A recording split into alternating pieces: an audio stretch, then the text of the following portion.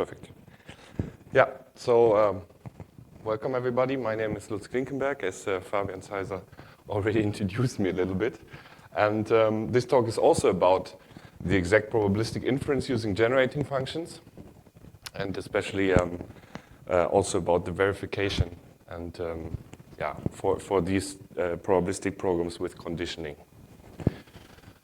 Right here you can see a small outline. First I will talk a bit about the generating functions and distributions in general, then the reasoning about loops, and finally about the conditioning and inference setting in probabilistic programs.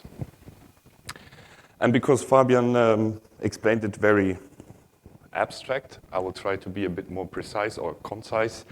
What is a generating function? And the generating function, if you think in like symbolically, it's just something like a clothesline for where we hang up some numbers for display. How can such a clothesline look like? I mean, this is just our clothesline, and there we have some numbers we want to hang up. And how can we represent this thing?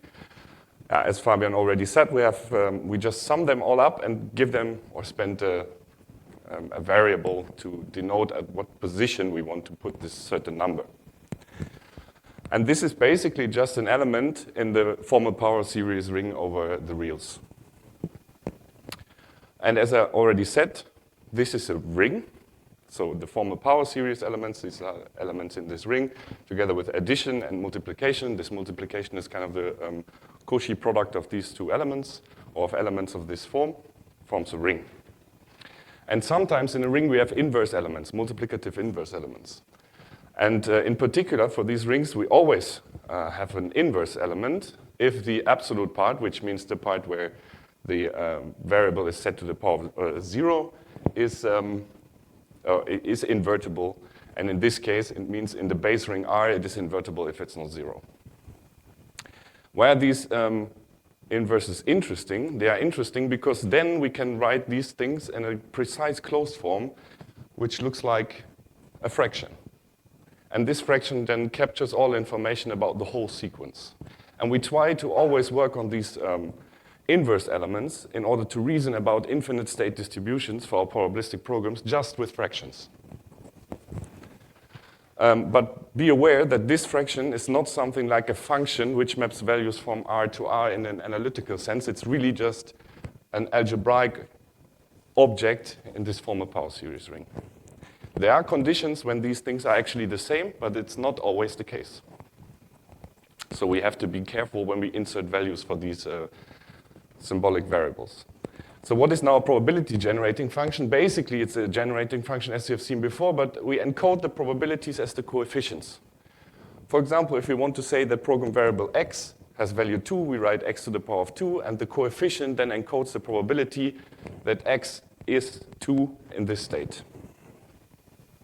So, and we need some healthiness conditions, basically that the sum of all these coefficients must be between 0 and 1, because it's encoding a probability or subprobability distribution, and that each individual coefficient also satisfies these conditions.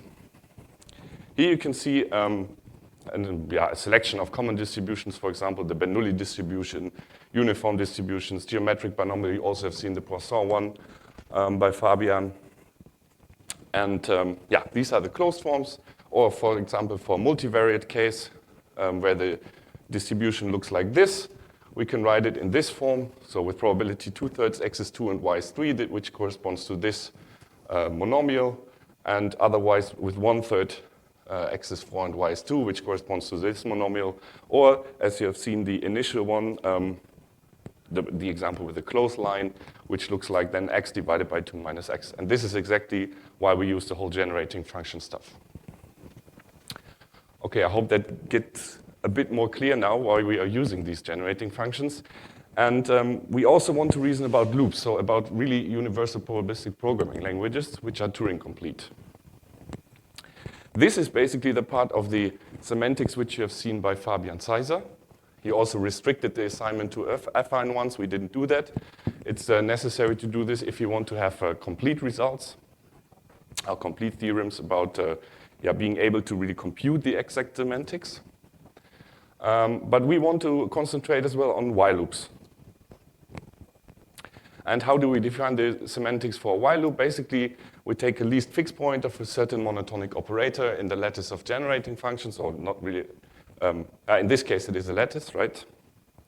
And how it is defined is we take this monotonic function about some input value theta, and it returns a function that filters out from a generating function f the part which does not fulfill the loop guard, so the thing which, or the mass of, or the part of the probability mass distribution that will not enter the while loop, so we leave it unchanged.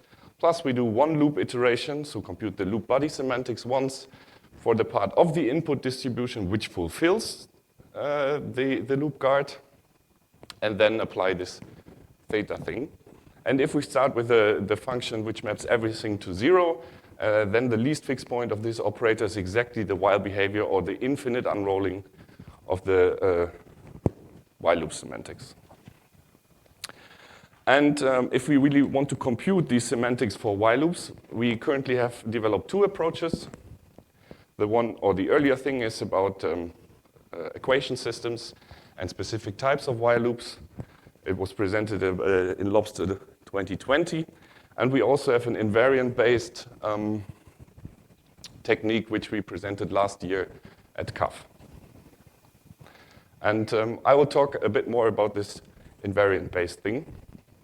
And the main idea for this invariant-based reasoning is that we use Park induction. So let's say we have a while loop and an invariant in Reddit programs. Basically, Reddit programs are the same semantics as you have seen earlier, but with a few restrictions. And then we can say if we do kind of one unfolding of a while loop, and we can show that this semantics is less or equal than the semantics which we will get from this invariant, then we know that we have an upper bound to our actual loop semantics. And if the program even is universally almost surely terminating, which means for every input it terminates with probability 1, then we can even state something like that we have an if and only if result that we get exactly the semantics, if we can prove this part right here. Okay, how do we do this? We even have a theorem that if this is universally asked such a while loop with a loop-free body P and an invariant is a loop-free Reddit program, we can decide whether these things are equal. How do we do this? We have an equivalence check algorithm. So we start with a loop, and we have a loop invariant.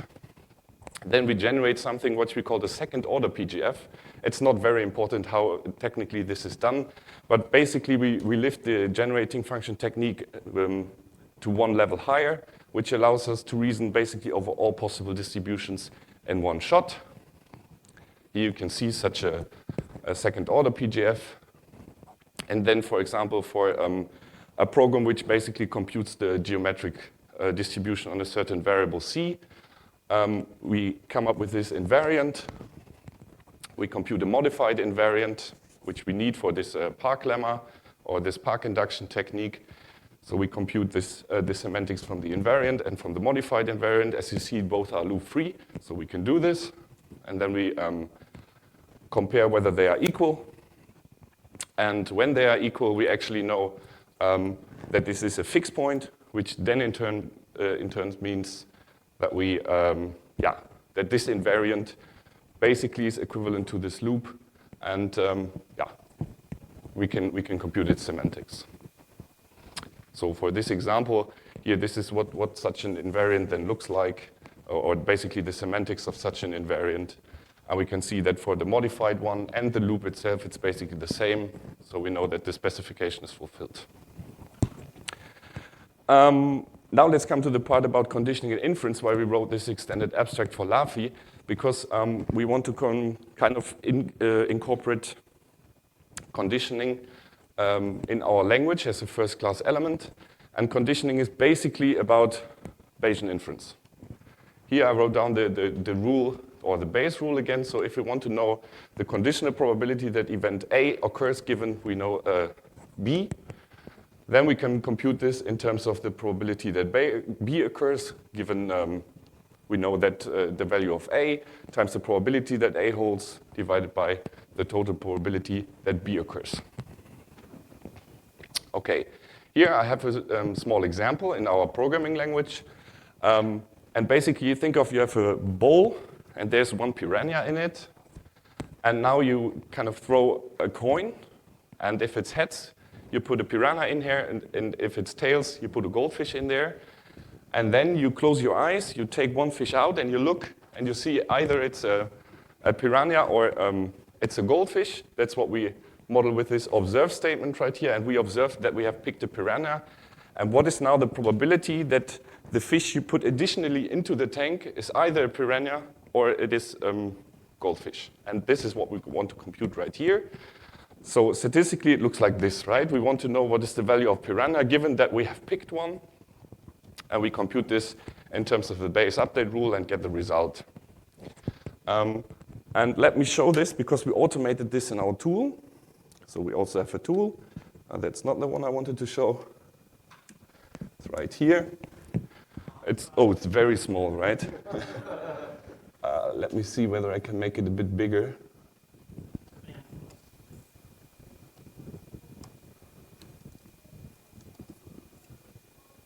Is it getting better? Yeah, a bit, right?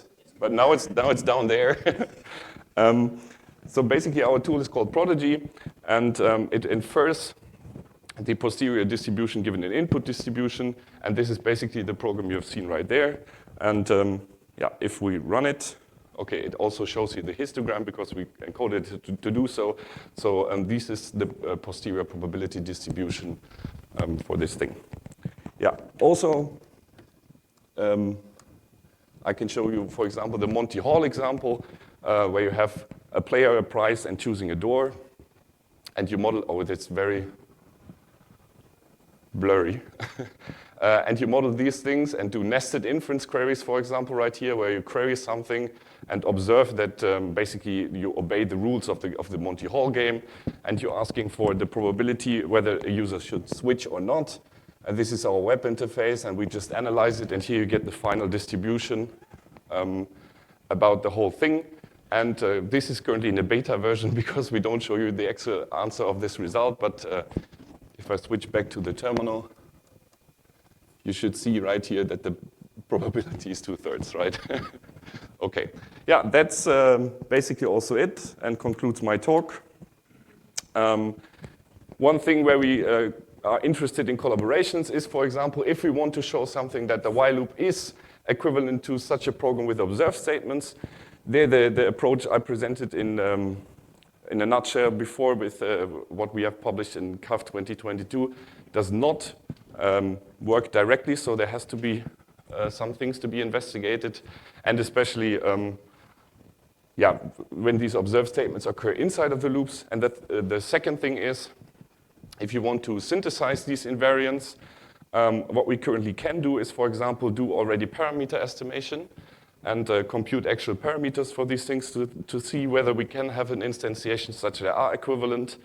But we want to lift this to the next level and say, okay, what if there are just some holes in the program? We want to fill these holes with program constructs generating by a grammar or something like that, such that we can show these things are equivalent. So if you're interested in some of these things or more things, just ask and keep in contact, and thanks for the attention.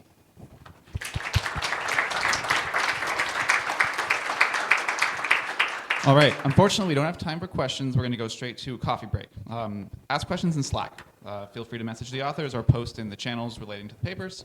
We're going to be back here at 11, and we're going to pick it up from there, and we're going to have lightning talks and some short talks. Looking forward to seeing you all back at 11.